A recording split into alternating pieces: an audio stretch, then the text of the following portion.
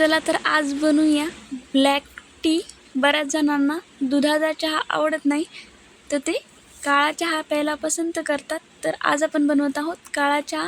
तर इथे मी 1 कप पाणी घेतलेलं आहे चहाच्या पातेल्यामध्ये आणि यामध्ये आपल्याला टाकायची आहे साखर।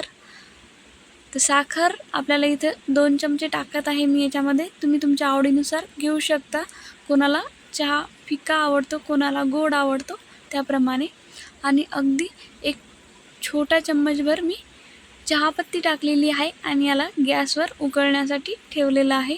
अगदी 2 ते 3 मिनिटात चहाचा कलर बदलायला लागतो आणि हा आपला चहाचा कलर मस्तपैकी आहे। आणि यामध्ये टाकूयात अर्धा इंच किसून अद्रक।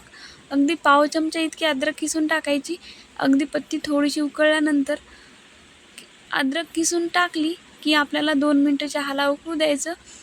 काळ्या चहामध्ये अद्रकीचा जो स्वाद आहे तो खूप उठून येतो, म्हणून अद्रकीचा वापर नक्की काळ्या चहामध्ये करायचा। थोडंसं हलवून घेऊयात आणि नंतर याला गाळून घेऊयात। तयार आहे आपली ब्लॅक टी।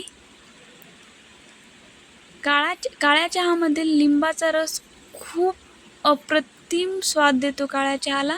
तर अगदी थोडंसं लिंबू पिळून घेऊयात आणि तयार आहे आपली लेमन ब्लॅक टी। चला तर लाईक, शेअर, सबस्क्राईब करायला विसरू नका।